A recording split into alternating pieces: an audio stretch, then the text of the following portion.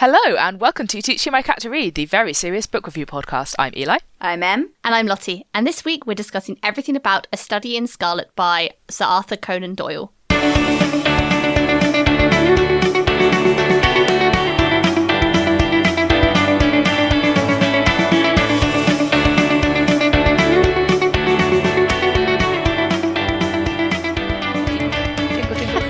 Jingle, jingle, jingle. Okay, this book.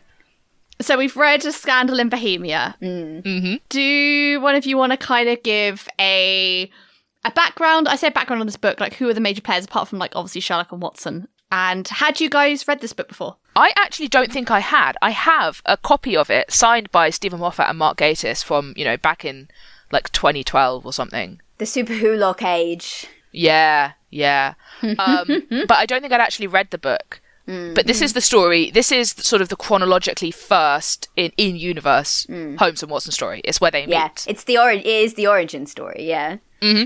I don't think it was the first one he wrote though. And No, I'm it's not. ashamed that I don't know this. Yeah, like he went back and wrote. Oh, how did they meet? Yeah. Well, he didn't do novels initially. Yeah. Yeah, that you like the first quarter of this book is Watson, like, because obviously it's told from the perspective of Watson meeting Holmes and being immediately like, I love this guy, I want to put him under glass. Yeah, I want to study him like a bug. Like, what's going on here? Exactly. What is going on with this guy's life? Also the fact that, like, Sherlock and Holmes meet and... Sherlock and Watson. Oh my god, what is... Yeah. Listen, we're all zombie brain today. It's zombie brain today. Yeah, we are. We're sharing the brain cell hard sharing the brain today. cell, passing it around.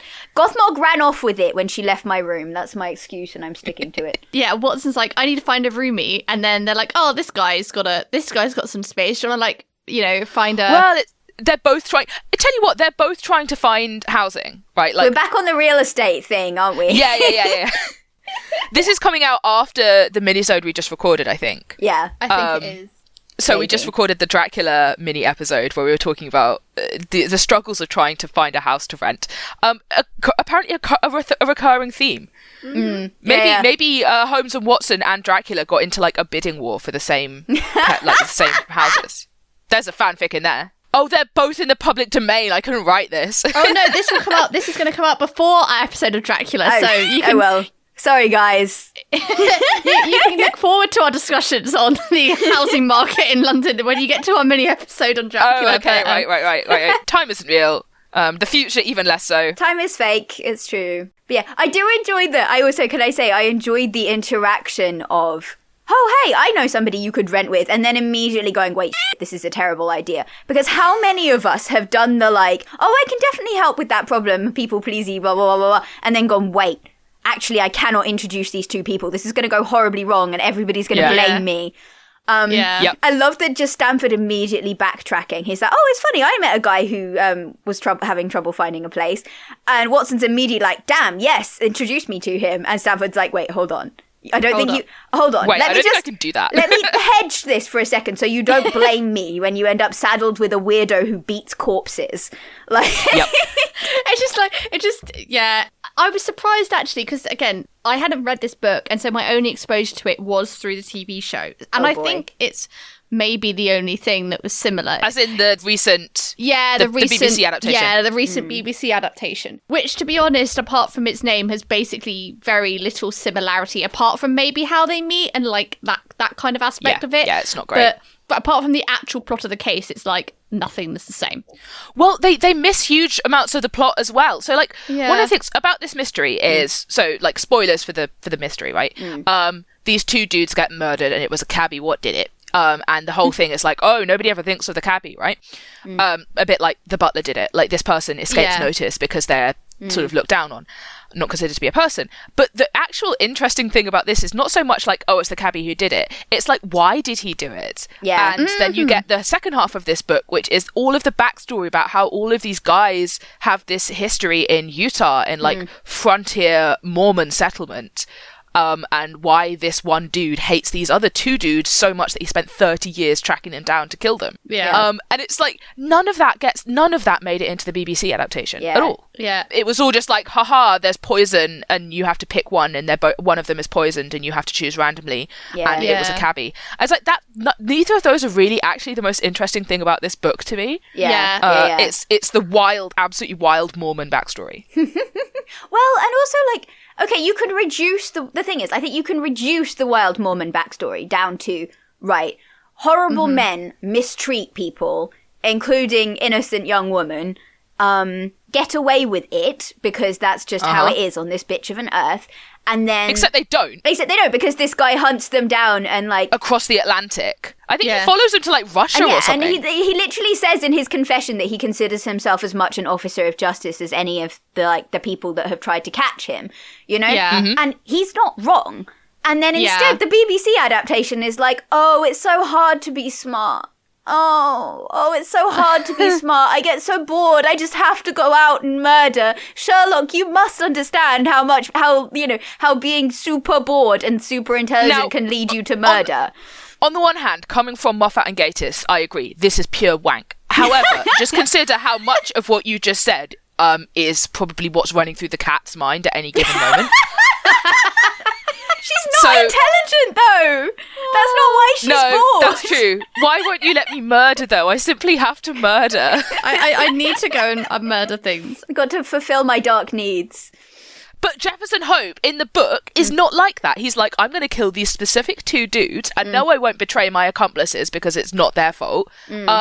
Because they contributed to the, miserable and horrific death of the girl that I was supposed to marry who loved me to back. Yeah. Which is the backstory. It's Mormons.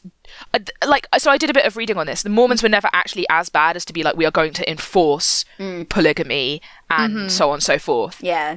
But like, there's some pretty like scary fundamentalist stuff in like, I mean, obviously even modern Church of the Latter-day Saints, but historically as well. Yeah. Yeah. But yeah, it was very like, I need a really like sort of exotic, slightly misunderstood, frightening thing to give as tragic backstory for this to make this interesting, you know?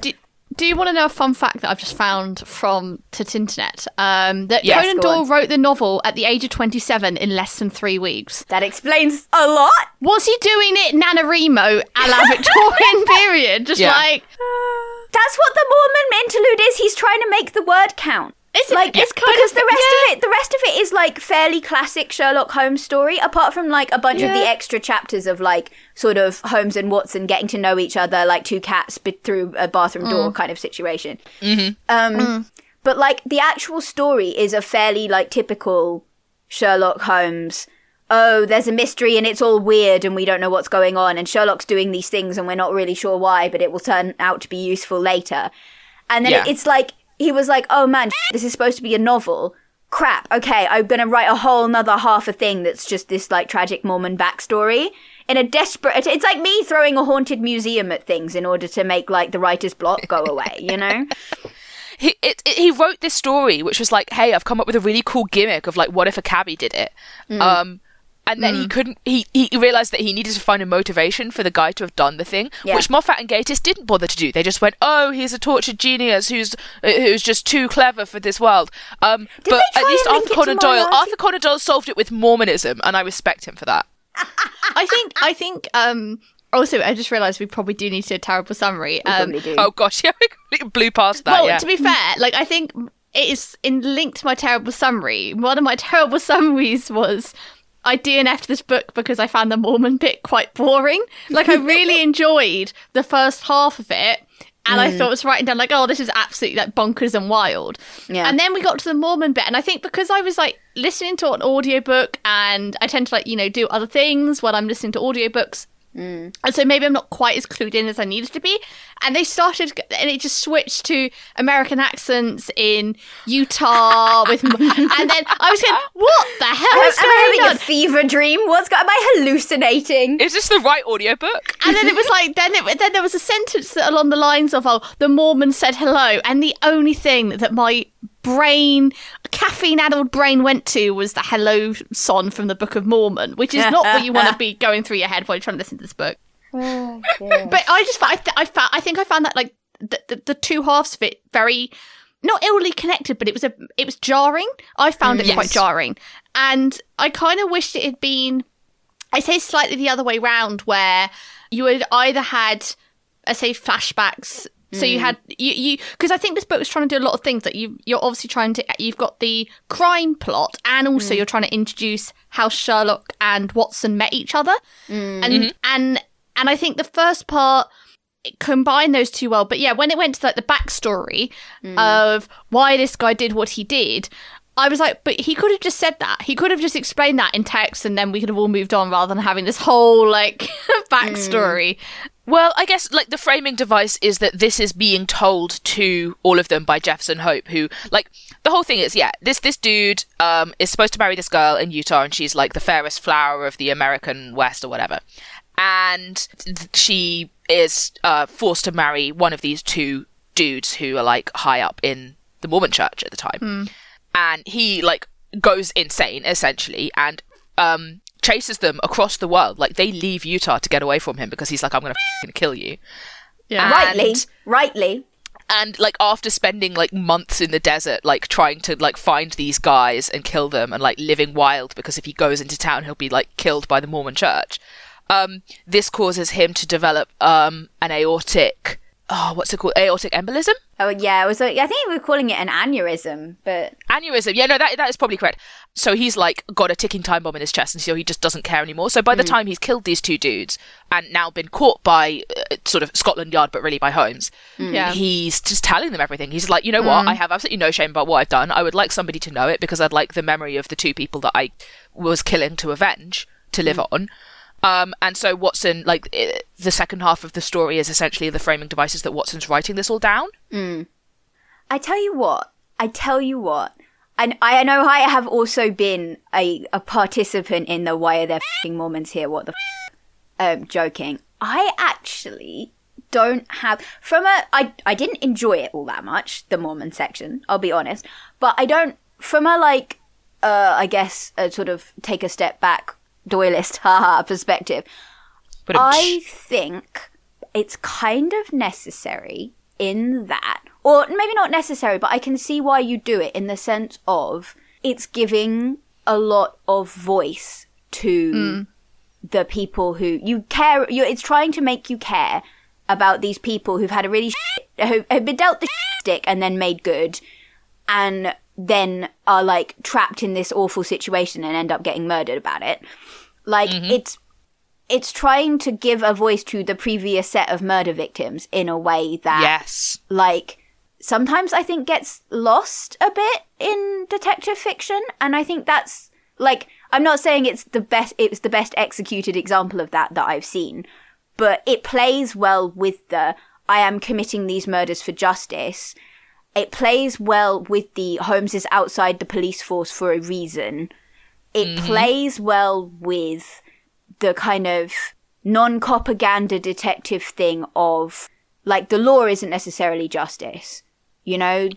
Why would people need especially when the people who are doing injustices are also making the laws, as was the case in Utah. Yeah. And so it's kind of, and it plays well with the Watson at the end being like, well, people ought to know that you did this. People ought to know that, like, you were the one that solved this, and that, you know, what actually happened and why these men died, you know, like, people should know. And the police aren't going to tell anyone. And, you know, and I think... So I'm going to start writing about it, and that's what we get. There's this kind of, like, standing witness to stuff that people wouldn't otherwise... Yeah, I don't know. I feel like thematically it's got a place. I don't know that it's the best execution of it that I've ever seen. And like I said, I found it, you know, fairly dull, honestly, reading the backstory. I was hoping for some frontier cannibalism, you know? But like, I think it has its place. And I think if you weren't used to writing a novel, it's a pretty good way of trying to bulk out your usual short story, in that it's like, okay, normally you don't get all this stuff, but I've got to, like, what's the missing material? I don't know. Like, yeah, I didn't find it particularly interesting, but I also can kind of see why it's there. And, like, if it had been done better, maybe I would. Yeah. Maybe I just got too hung up on the Mormons. Maybe that's it. I just couldn't get past the Mormons. Yeah. Maybe. Yeah. I need to go back and rewatch the Jeremy Brett adaptation of this, which is the version... That's the series of Holmes adaptations, which I'm just like, you basically took the books and copy-pasted them onto a TV screen. Yeah. And because I must have watched it, because I watched them all, like, with my parents when I was little. I don't remember the Mormons, but it could just be that I just don't remember them. I don't know if they put the Mormons in that adaptation. Well, I tell you what, as well, I think in an adaptation, you have the option to make that a lot shorter. Because you can use a lot of visual shorthand for a lot of what's going on there in a way that maybe you can't so much in a book. Or maybe you can't so much in a book that you're desperately trying to make book size because you're used to writing short stories and you don't know how to do this. Yes, so you're getting paid by the word. Although I'm saying this, like, I don't actually know if he'd written other novels before, because, like, things like The Lost World and that are novels. So 27 is young. I mean, I say as somebody who is 27 right now, like I feel like there's only a limited number of novels I could have written at this point in my life. Yeah. Well, I think this is the first. So this was the first full-length novel. Was it the first full-length? I mean, novel? it's the first full-length novel of Sherlock Holmes. This is what I'm saying. I don't know if like the other stuff he wrote. It's weird because to me it still feels like quite a short story. I think the first half definitely feels like a short story. Like that. Well, this is the thing, isn't it? I feel like the first half is just a classic Sherlock Holmes short story. Like, it just is. Yeah. And then it's like, in order to make it novel length, they've tacked on this, like, the big sort of Mormon quest. Yeah, I think it is just that the Mormons, I think it's just that I find the concept of, like, and maybe it's just because it's Victorian and I was not expecting Mormons. So it feels really out of place, even though they were around. It's like how there's a Texan in every, like, Victorian... You know, there's, like, a Texan cowboy in Dracula. And you're like, okay. But, like, that makes perfect sense, maybe. To be fair, there's also a Texan cowboy in his Dark Materials, and they don't even have Texas, so...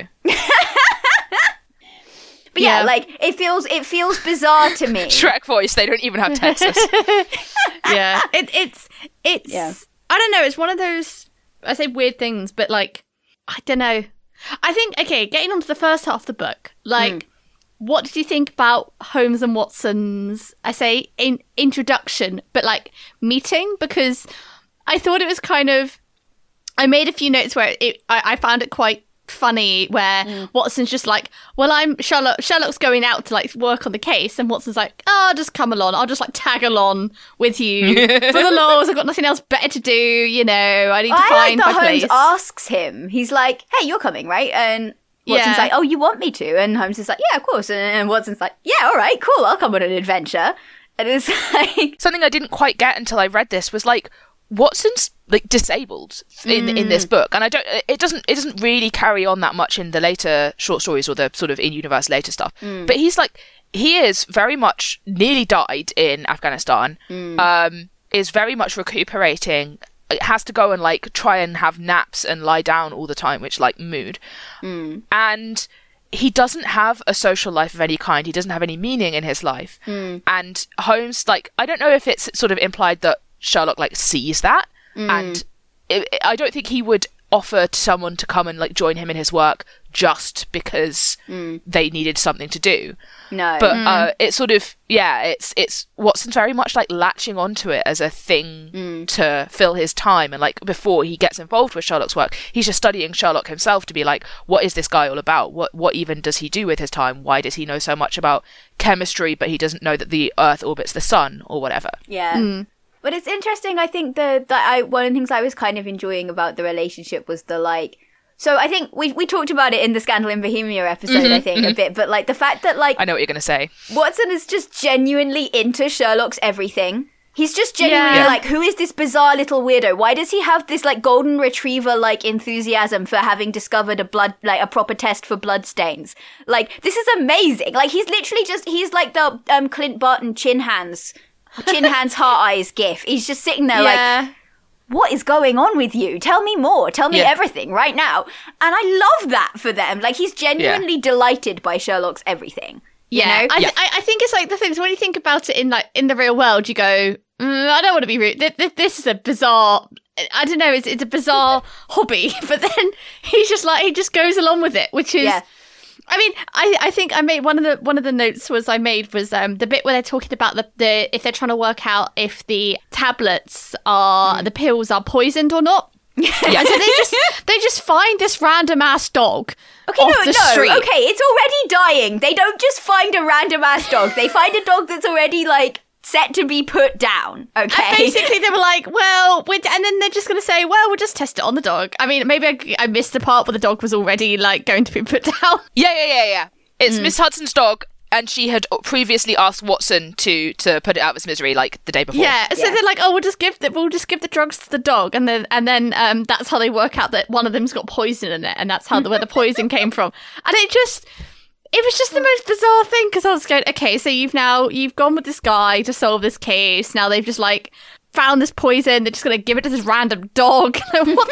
Like, they're kind of in a fun way, like, what the hell is going on? But it is very like, I tell you what, I really enjoyed, one of the things I really enjoyed this book for was the early like outsider perspective on Watson and Holmes's like immediate drift compatibility. Because Stamford is like backtracking from the moment he's mentioned it, right? He's like, oh, I'm sure he'd definitely poison a flatmate just to see what happened. But in fairness to him, he'd poison himself too if he thought it would, you know, like if no one else was around, he'd absolutely poison himself. And Watson is just like, I gotta meet this guy. Like Watson's like, this is amazing. And Stamford is sitting there like, this is getting out of hand. Now there are two of them. What have I done? Like what Stamford has introduced these two people and they're immediately like the most obnoxious people about each other. Because or at least Watson is immediately just like they're the couple who get together and are just really obnoxious about it. Like they're just you go and hang out with them and no matter how many people other than them they're hanging out with, all of those people are third wheels. Yeah. But it's just like, and Stamford's just, can kind of feel Stamford watching and just being like, wait, I thought Watson was the normal one. Wait, why is he also so excited about the blood test thing? Why is he like genuinely fascinated by this? Was it at least almost like he's edging out of the room that whole conversation? Like, why isn't any of this turning him off? Why does he still want to like live with this guy? What's going on? And it's so good. Stamford actually is like gone through the looking glass. Yeah, I tell you what, as well, everyone is like this. It's like I also like from Holmes's perspective, it really feels like it's very like, oh, somebody's actually interested. Somebody wants to listen to me ramble about the thing. Somebody will tell me that I'm clever. Like, I mean, I think you can be a bit like, oh, it's a bit, you know, you could wrap it in it's like, oh, he's got a big ego and it's nice to have somebody pander to it or whatever. But it doesn't feel like that in this book. It feels very much like, oh, this is positive feedback. Oh, this is interesting. Oh, this person seems genuinely interested in what I have to say. Yeah. And like to genuinely respect my abilities. And we kind of see that the police don't really. Yes. They're like, they'll call him in, but they're like the words contempt, watching him with contempt and disdain are used so frequently. And it's like, oh, I don't know. It's just like, I kind of like the idea that he's just gone through life as this golden retriever of crime. Like, I'm so excited about this. Why is nobody else excited about this? Why is nobody else delighted by this precipitate of hemoglobin or what the ever? Yeah. And like, he's finally found somebody who's like, yeah, actually, I vibe with this. Tell me more. Tell me everything. Maybe slightly less keen on the whole, we'll fight you about the fact that the Earth goes round the sun. Why don't you know this? Why don't you understand that I don't care? And it's just... Yeah. But yeah, it's good. I mean, we can talk about... One of the things I kind of wanted to talk about was comparing this to Study in Pink. Not just because I want to drag Moffat and Gatiss always. But I feel like they took the shell of it. Like, there's a lot of detail that they've picked up. Like, the whole, like, him beating corpses thing. They don't have the heart of it, though. Or the, you know, the Afghanistan. Oh, I see you were in Afghanistan. You know, they've picked up on a bunch of the, like, oh, it's a cabbie. Oh, you get to pick one poison, not poison.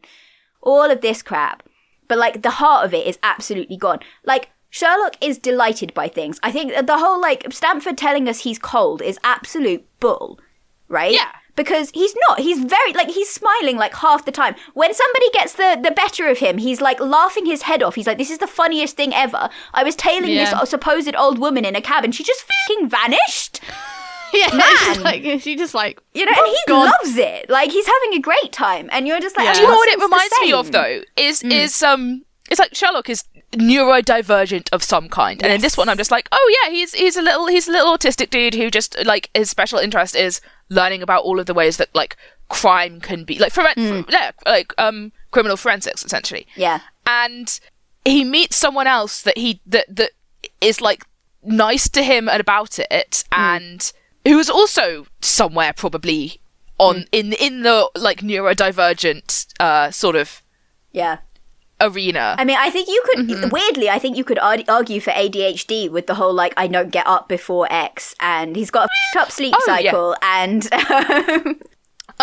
obviously like the BBC adaptation, like going back to the comparisons, like the BBC adaptation is incredibly disdainful of neurodivergence or you know, oh, Sherlock's not autistic, and like Benedict Cumberbatch himself has also said some pretty off-colour things about autistic people.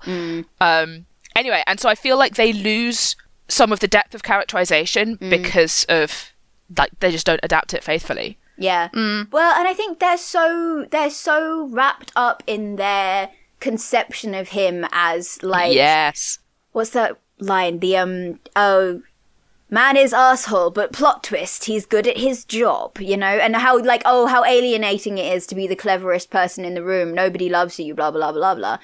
Like he's rude. He's always rude and selfish and unnecessarily mean. And it's like he's not. Like we see him be a dick to police often, which a cab, fair enough.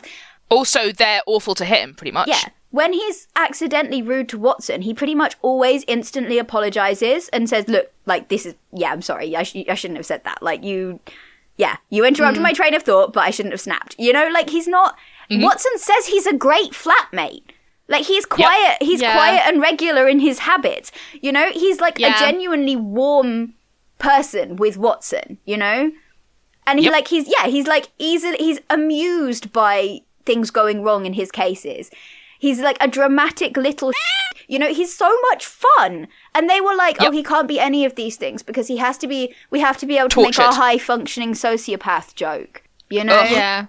And like, the fact that they make like Watson like drawn to him for the danger and not like, I don't know. The stability. Like, he's regular in his habits. Yeah. He's a little weirdo who gets excited about chemistry, you know? Yeah. If you're trying to look for a roommate or someone you're sharing, like, you know, living accommodation with, you want people who have, I say similar habits, but like, you know, you can, someone who loves to go to like bed early would not work with someone who loves coming in late because the person who goes to bed early might be woken up, etc., etc. Like, you know, the standard stuff. And I think these guys like work in their own way. They work really well together as that pairing. And it's kind of sad that like that part of the book was not in the adaptation.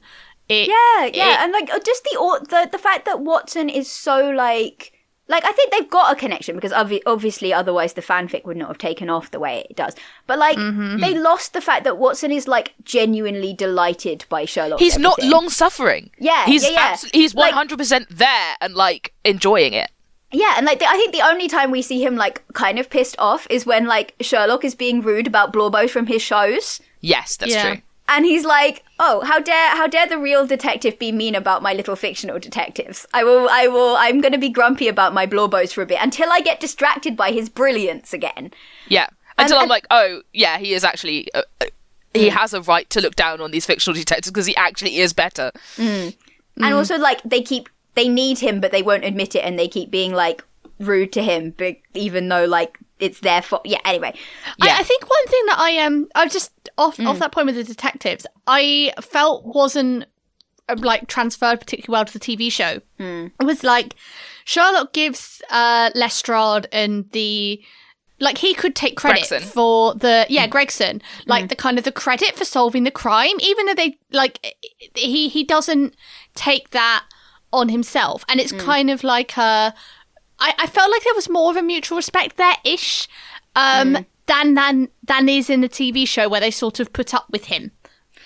Whereas in this, it's kind of like it's sort of respecting his knowledge and his ability to solve the crimes. I don't know. They really don't want to admit that they need him still. This varies throughout the short stories. Like it's a bit inconsistent throughout like the entire body of work. But I do very much get the whole thing where the police call him in because they really just don't know what's going on, but they don't want to admit that he's better. So it's this really weird, awkward dynamic. But you don't have Sherlock being actually a jerk to them back. You just have him not taking their shit. Yeah. Whereas in the BBC adaptation, you have him being like misogynist, slut shaming to Donovan, the black woman police officer, Sergeant Donovan. Yeah, which okay, sure, she's got bad taste because she's sleeping with the other police officer who's a jerk, apparently. But like, that's not like, it's Sherlock Holmes that's a bad adaptation of his character. Yeah, basically, that's not the character that's in this book. Yeah, but it's the character that's in Study in Pink. But just watch H. Bomber Guy's Sherlock is Bad and Here's Why video, which basically says everything that I think very eloquently. I mean, that's such a funny video, but it really is. I mean, the other thing so I was thinking about the misogyny thing. I think the other thing that really stuck out for me about this adaptation is, okay, so they took out the Mormons. I understand why you took out the Mormons. I do not blame you. However, the point of the Mormons is somebody getting revenge for the unjust treatment of a young woman in Victorian society, an inherently patriarchal and misogynist society. Yeah, it's like, oh, if you won't give us women as property, we will trample you beneath our heel. And actually, sometimes your sins will f***ing find you out. Sometimes people will get justice for that, and there's nothing you can do about it. And instead of that, the very first thing they do is kill a woman who is embodying some stereotypes about women. All of her shit is pink. It's super coordinated pink.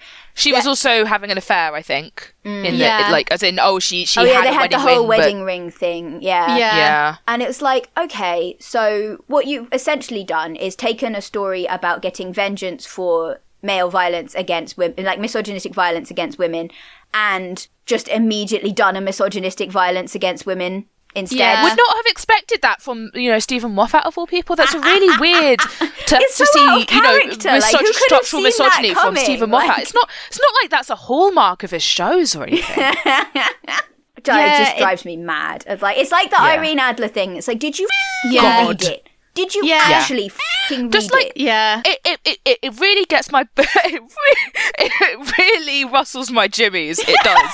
I was going to say it really gets on your tits, but... I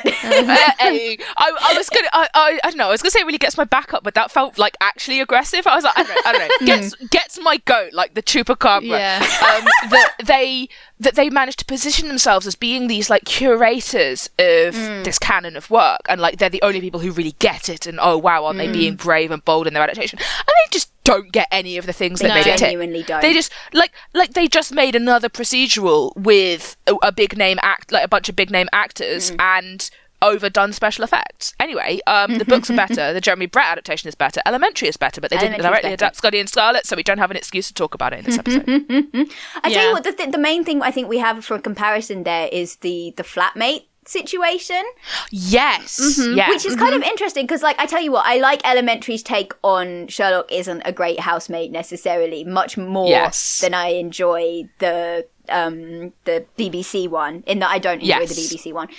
He's not a great housemate in ways that are mundane for reasons that are absurd. Yes, exactly. He's loud, and the things that he's doing to be loud are insane, but that isn't the issue. It would be the same as if he was video gaming late at night, Yeah. It's just funnier because it's like he's yelling at his, like, 11 TV screens, or, like...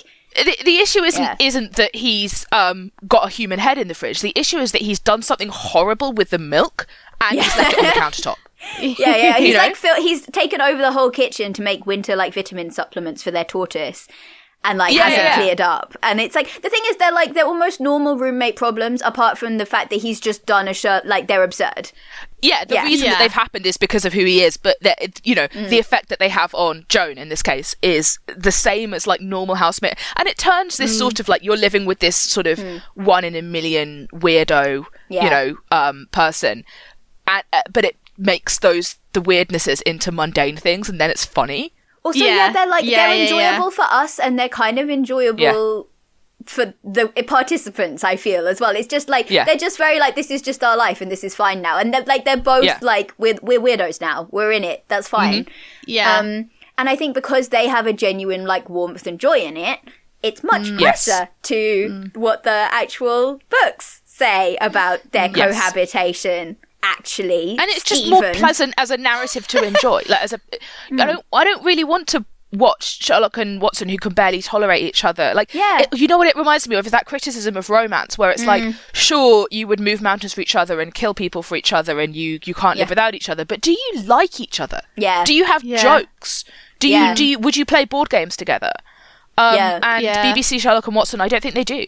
No, they don't, and it sucks because it is one of the probably introductions that a lot of people have to Sherlock and like these books is through that adaptation, which are nothing like the books. Like I think if you probably watch the Jeremy Brett versions, which I think the only one of Jeremy Brett I've watched is the House of Baskervilles. But if you've only watched the BBC version in particular, then you're just getting a very skewed idea of what is in these books, what they're trying. You're getting like shadows on the wall of the cave, which is the empty cavern where Stephen Moffat's brain should be. You know? it's kind of like you're looking at the shadow of what the plot is. Like it's similar enough. It's lifted out the vague outline, but inside it's like black and pitiful, and you're not actually looking at a real like person because you're just looking at the afterthought. And it annoys me in the same way with A Scandal in Bohemia.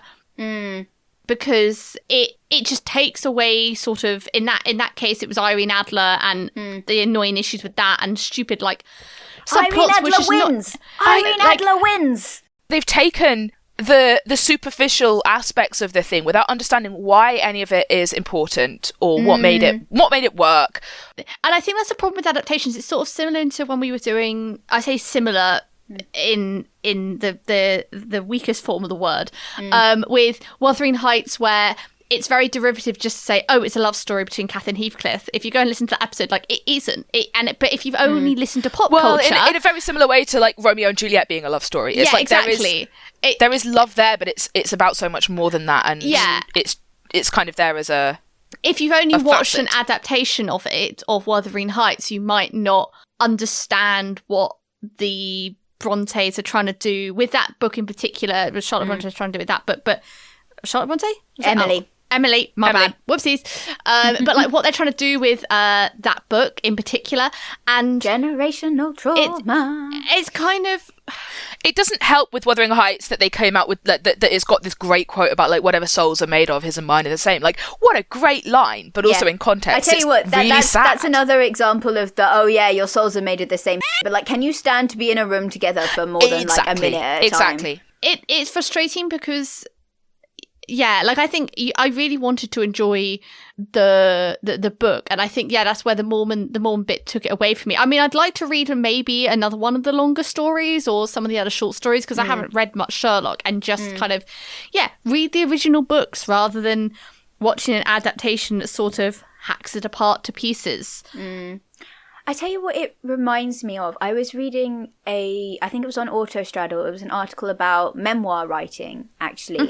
One of the author was talking about how, and it's something I've noticed in writing as well, that like if you come at it from a position of anything other than love, you are gonna end up, even for people that maybe hurt you or like things that you don't like, or you've got to kind of come at it like that, otherwise it's not fun for you to write, and it's not fun, but you know what I mean, it's going to be miserable to write and miserable to read. Yes, exactly. And I feel like that's what the BBC Sherlock adaptation kind of did, is that they had this kind of ironic distance, it's all about the intellectual blah blah blah blah. They couldn't let themselves look at these silly people who think that they might be in love. Look at these silly people who came up with lots of different theories as to how Sherlock might have survived falling off the hospital. Look at these silly people who think lesbians can live without an intellectual dude who like, you know, will never respect them. To be fair, in the disdain for their viewership / readership, they are following in Arthur Conan Doyle's footsteps. Okay, but like he was more like, please let me. I don't have a problem with him because he was like,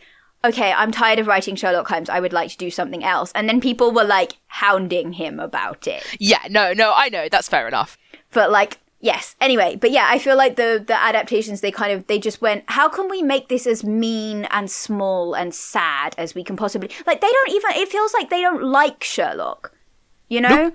like I think we were talking about this with the Scandal in Bohemia, where like the scene or the Scandal in Belgravia rather, where like they're like, oh look, we've confronted him with a naked woman and now he's losing his shit. And it's like they hate him. Yeah, you know? that's very they much hate like him. you're They making. think he's they're not. like mockingly calling him a virgin or whatever. Yeah, and it's like, why are you adapting this if you don't like it? You know, why are you adapting this if you don't care about it? Why are you adapting this if all you want to do is take pot shots? I mean, how pathetic do you have to be taking pot shots at fictional characters that you made that way? Like, what the f*** is wrong with you, my guy? Yeah. Anyway. How? Okay. Yeah, I was going to say we've ranted about the adaptation. I feel like we sufficiently. can put a pin in that for now. Yeah, we can close that chapter. For want of a better pun. How do you think a different fictional detective would solve this? I say Poirot. I say Miss Marple because for the lols. Well, Poirot's the only other one we've done for the podcast, right? Yes, so far, true. yes. The little grey cells. I mean, I think it might have been less of Mormonness because Poirot would just have explained it all and then we wouldn't have to have the Mormon chapters. Yeah, Poirot would somehow have contrived to get the cabbie and sat down for tea when Lestrade and arrived, and like the boarding house lady whose daughter the guy tried to like run off with. Yeah, assault. Yeah. Yeah, like, and just somehow, for some contrived reason, they've all end up in Sherlock's parlour, and he's like, right, time to show off how genius I am. Yes, I am. Yes. Yeah. I think it would have been, it would have been different. I don't know, like, because Poirot's ones are always, I say conveniently, where there's a lot of people in the same room and they all have got to be in the same room as he does a lot of closed room mysteries. Yeah. You know? It's like nobody came in or out and it's one of you 12. Who is it? And we're like, oh, we don't know. Is there a red herring? So it's a slightly different detective story, whereas this is... Yeah. Yeah, I feel like a lot of this story is it dependent on the fact that it is in London as well. It's like everybody ends up in London. Of course they ended up coming to London and Jefferson Hope followed them there. And of course that's where Watson ends up when he's trying to figure out where he can afford to live on his like benefits, essentially. His sort of veterans benefits. And the fact that it's a cabbie and that people can be so anonymous in London and you can just rent rooms wherever. And so I don't know that it like... And then to me, the detective of London is Sherlock Holmes. So I tell you what, I think... I don't know what I tell you what. My brain has literally just blue screened of death. Motherfuck. Okay, I was thinking Poirot thoughts. What was I thinking about Poirot? No. I was going to ask you guys actually because like so I actually read this twice because I realised this morning that I'd forgotten everything that happened, and I skipped the Mormon bit, but I reread the actual like detective thing. And the thing is, the first time round, I was like, okay, I don't feel like this is a good detective story. I like a detective story where I could have solved it, and it felt like because Holmes, we see Holmes look at all the clues. we don't see what he sees, though. Yeah, but we don't understand. We don't see what he's looking at. We don't understand the significance of it. We know he sent a telegram, but we don't know what he asked or what the answer was. On a second read, I had more patience with that, but I think that would be maybe the main difference between him and a different detective solving it. Like, if for example, Lord Peter Wimsey solved it, because, like, it was a really big thing with Dorothy L. Sayers that the reader ought to have all the pieces. Yes. Yeah. And you can't kind of Deus Ex Machina, but Mormons. Yeah, that's fair. Yeah. And yeah, I feel like that would be the main difference between, Sherlock Holmes solving it and anybody else solving it, is that other detectives, what information the readers get is different. Yeah, I don't know, like, because I haven't read that much Poirot. I'm like kind of relying on you guys here. Is that one of the... I have not read much Poirot either. Oh shit, okay, never mind. Yeah. No, Holmes is absolutely the detective with which I have the most familiarity. Yeah. Well, Lottie, you've seen a lot of like the David Suchet, right? I have seen, I've seen David Suchet adaptations, and I think I've read like 2 Poirot novels. Yeah, I think it is a different type of crime story, and so I don't know if you'd have to get everyone in the room, and you'd have to like have closed in and out entry, which I think is one of the fun things about Agatha Christie's books is a lot of the time it's you've met all the characters before. Yeah, it's like true. a big house, and you've got all of the upstairs and the downstairs, you've got all the players there, and you're trying to work out who done it, and it's one of these people because nobody went in or out of the house, which is one of the reasons I really love Knives Out, because I think it played that to a T. It did really well on that. Yeah. So if you enjoyed Knives Out and haven't really read any like crime books, yes, I think start with Agatha Christie or Dorothy L. Sayers. I think would be more up your street than. Whereas this feels like more. Okay, this is just going to be a very like British reference. So you might have to get to Google if you're one of our listeners who's not in Britain. Like, when you have like ITV drama series, and it's like a detective series, and it's like it's a short like 3-part or 2-part. It's on a Saturday and a Sunday. That's 2 hours long. That's kind of what this feels like. It's that a crime has happened, the detectives are there, they're going to solve the crime, they do it over the course of 4 hours, and at the end of it they find who committed the crime. Whereas, and that's what this feels like more to me, I think. See, that's interesting, because as we've been talking, I've realised the thing that it reminds me more of is like more the American serial killer crime thriller stuff. Okay. Because they also kind of have that thing where you're following the evidence. Half the time you never actually meet the murderer until they catch him. Because it's kind of more rooted in reality. Like you don't like rub shoulders with people necessarily. Yeah. Or everybody that you meet people in the course of the case, but you don't like. Yeah, so it's really rare that you would actually know who the murderer is, and you don't. Yeah, it's fair. I don't know. Fair. I mean, I'm thinking specifically of things like the Lincoln Rhyme books, the Jeffrey Deaver, because the whole point of that one is that he's the forensic specialist. Yeah. So you end up following the forensic evidence around and not really getting engaged with the people so much. I mean, and that's what Holmes is a lot of the time. But then you do get things like that are sort of closed room, or that, everybody's in the same house mysteries, like the Speckled Band with Holmes. Yeah. Like those do happen. Yeah. But this is one where it's in London, and therefore people can just disappear into the crowd. And so, you're right, it changes the setting almost. Like the sort it feels of structure. kind of unmoored in a way that maybe something like an Agatha Christie or something else maybe wouldn't. I think it's not contained in the same way. Yeah. I wonder if that's maybe why people latch on to, I mean, obviously, like, because it's a good relationship and it's interesting, but like the Holmes and Watson dynamic becomes more important if the kind of story that you're telling, if they're the only real people. Yeah. If you know what I mean. Like, if with an Agatha Christie, it's like you get invested in everybody else's NPCs. Yeah, you get invested in everybody, and their personality is like part of it, and like there's a lot of interrelational stuff going on. Yes. But because with Sherlock Holmes you're following this trail, and because it's from Watson's perspective, you're not necessarily seeing what constitutes the trail. So you have to be, in order to get invested, you need the leads whose heads you're in to be really strong and to have an interesting dynamic, and to like capture to kind of grab at you, like to make it human in a way that like otherwise it would just be, I am a logic robot following the clues, Yeah. At which point it would maybe stop being interesting. Yeah, I wonder about the difference between Elementary and Sherlock in that way, in that I think Elementary does have more often Joan and Sherlock are the only two real people. Like, you get the police is involved fairly frequently, but in Sherlock it's always that the police are involved, almost, I think. Yeah, that's a good point. Yeah. What, key question, guys, who do you think gets the F-bomb? I think Lucy Ferrier should get it. The woman who was killed. I think she deserves it. Yeah. Yeah. Yeah. She's like, I'm not going to f***ing marry either of them. It's like, you, I'm not doing that. Yeah. This, I'm out. Yeah. Yeah. Just going to take my horse ride off into the sunset.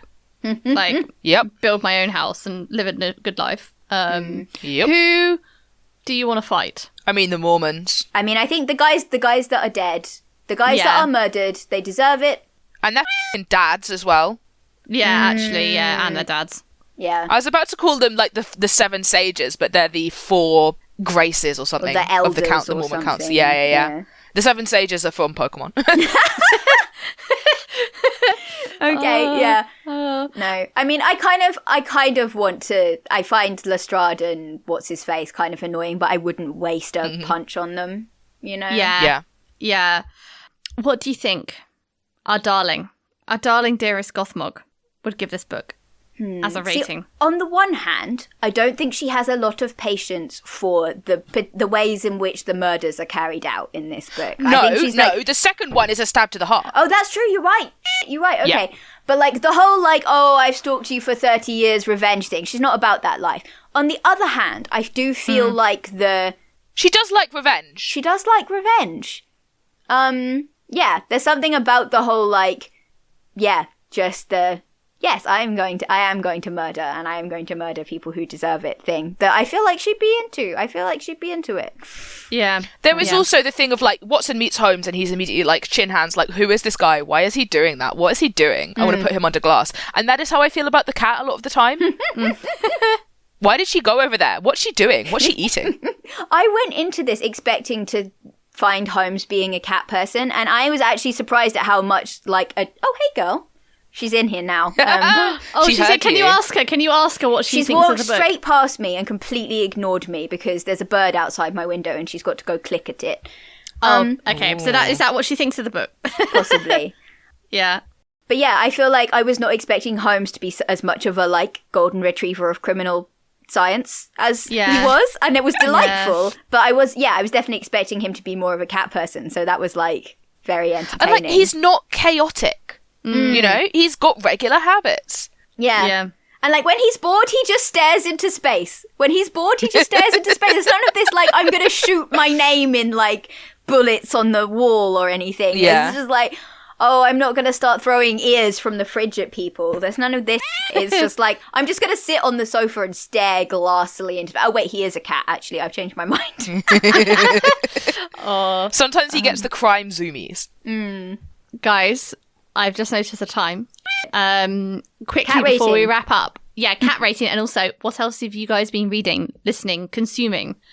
Cat rating. I want to say 6 or 7, 6.5. I'm in the 5 or 6 zone because on the one hand, I feel like it does have shenanigans. It is a Sherlock Holmes short story with a Mormon interlude, and it does thus it is almost 100% shenanigans. But they are a lower class of shenanigan than I think. That is true. It's shenanigans, but it's not hijinks. It's not a Scandal in Bohemia level of hijinks and shenanigans. No. There's barely any japery and no tomfoolery. No. I think I would. I think then maybe a 5 or a 6. Yeah. As well. Yeah. And what else have you guys been reading / listening to?